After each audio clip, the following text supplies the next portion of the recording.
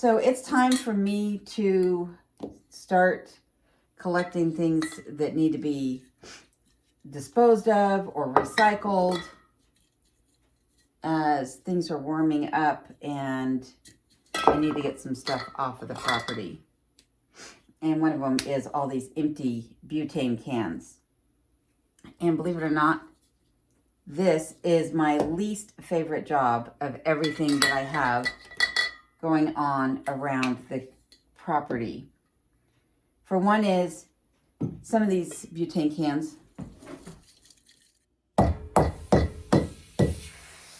are not quite empty. And that means I need to empty those before I puncture them. So I'll let them burn out a little bit. Since I don't have a range in my kitchen, I use butane in my little camp cook stove. That is how I cook about 50% of the food that I eat here in the cabin. The rest of it I cook on top of the wood stove. But you can't dispose of these cans without puncturing a hole in the bottom of them. Hence why I'm doing what I'm doing today.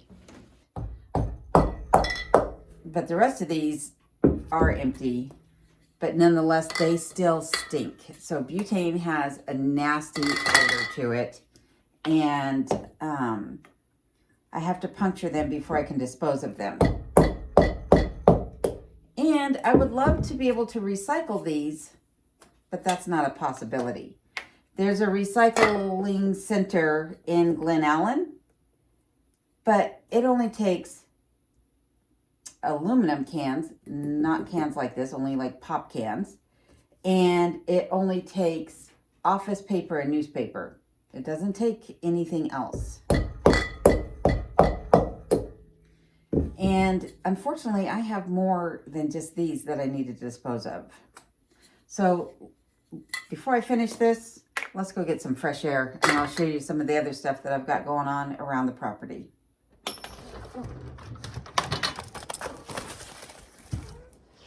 Well, as you can see, just as soon as I walk out the door, and you've probably seen it in some of my last few videos, that this big pile of cardboard is just one of the things that I need to dispose of here at the property. But the problem with disposing this cardboard is there really isn't a good place to dispose of it either. So there is the post office that recycles cardboard. However, they only have like a 2 cubic yard little bin that you can put the stuff in, and it's always full every time I go there. So that cardboard is from my move up here last fall when my son brought all my belongings, and then from some of the things that viewers have sent to me. But I think ultimately what I'm going to do is I'm going to wind up burning that in the bonfire pit when the snow finally melts. And speaking of the snow finally melting, let me show you my lakefront property.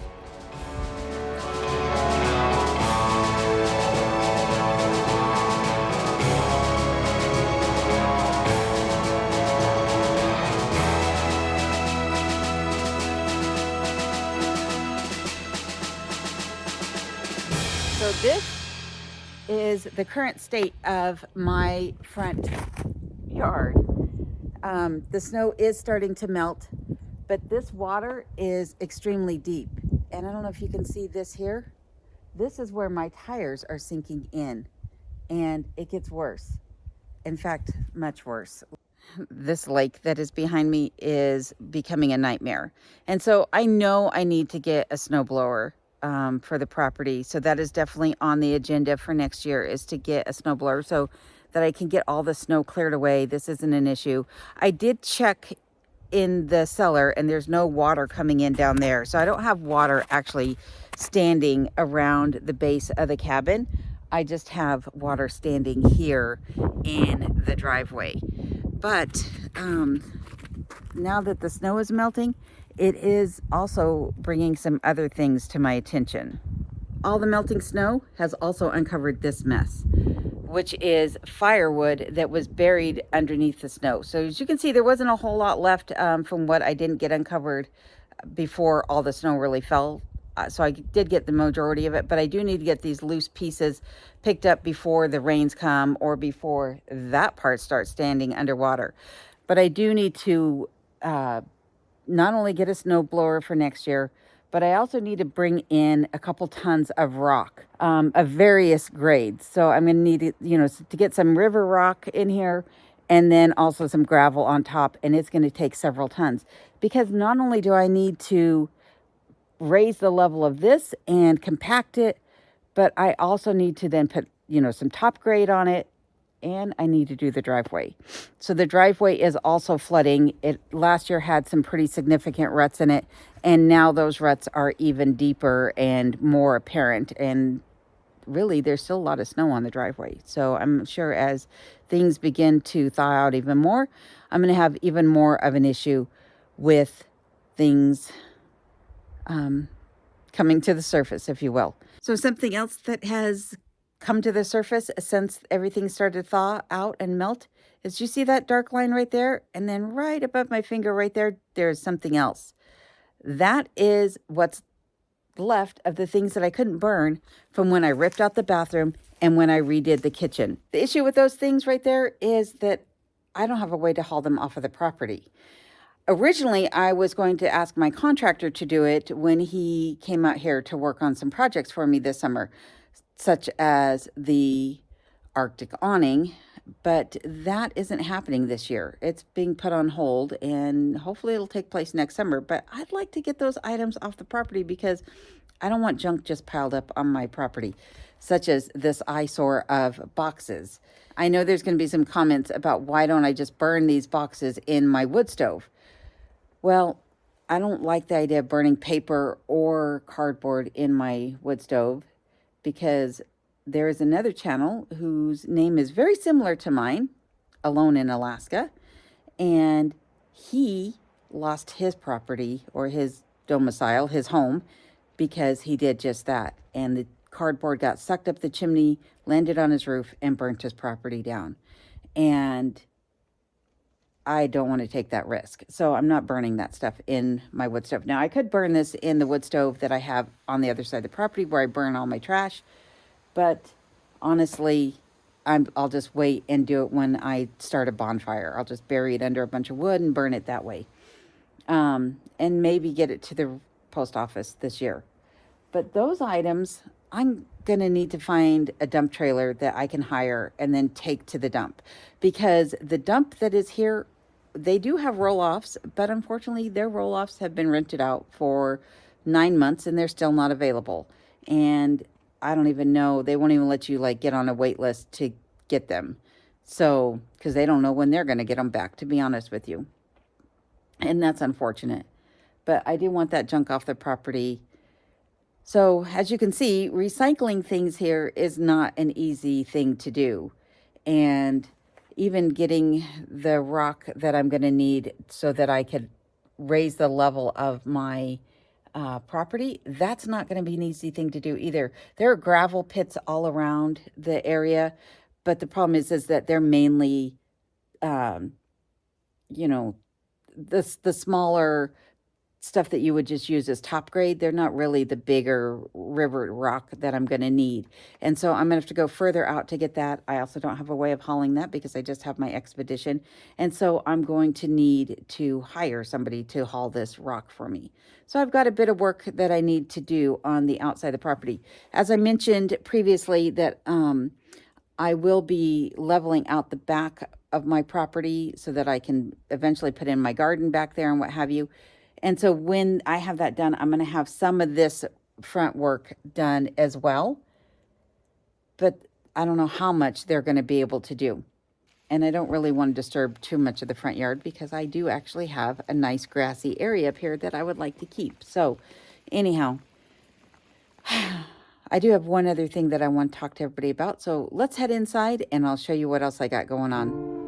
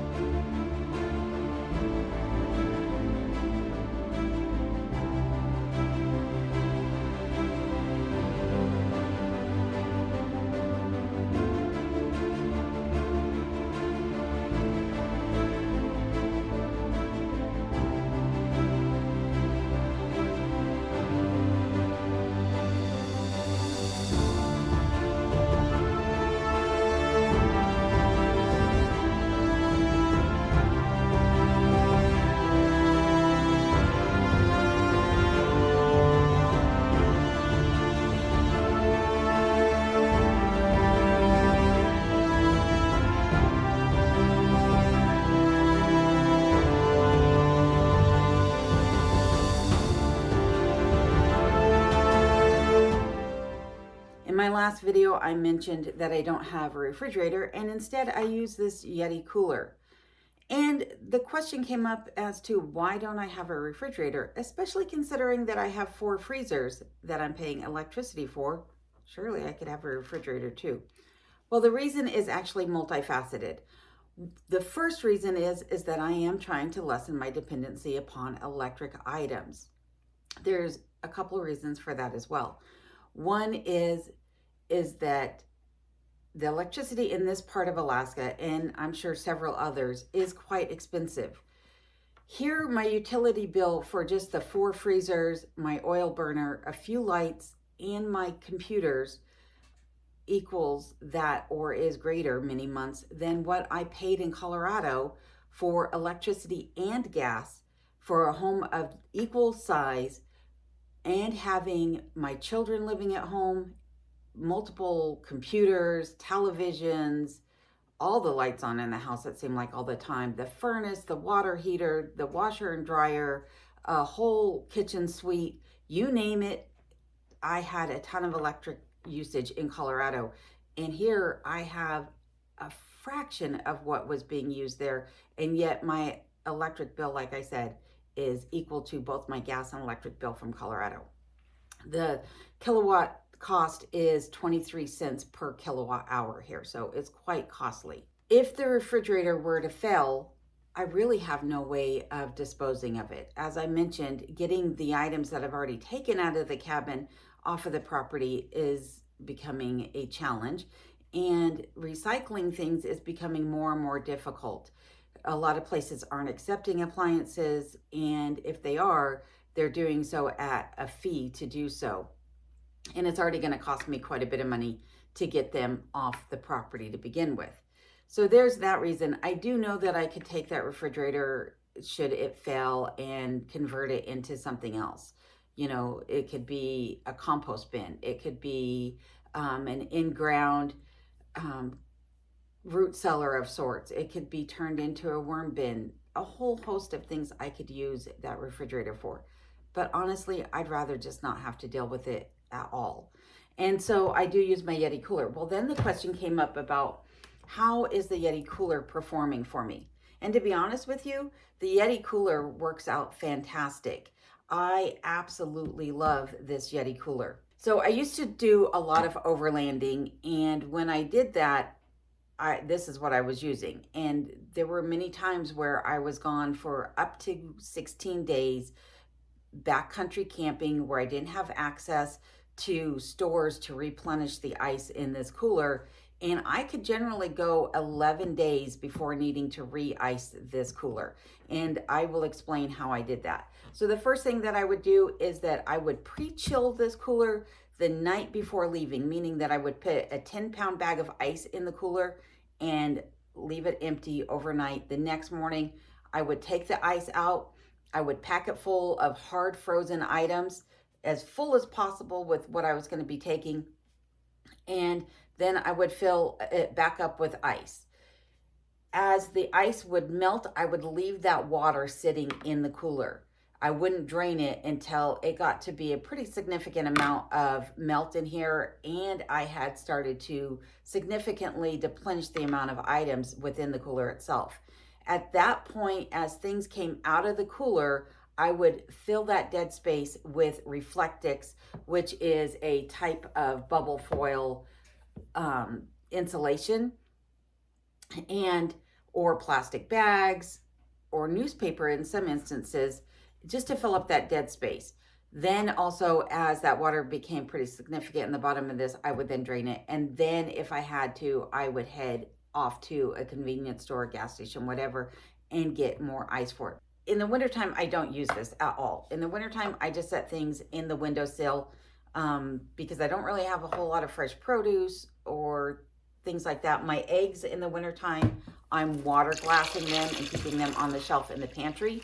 So right now I do have some eggs in here, but like I said, in the wintertime, that's not an issue.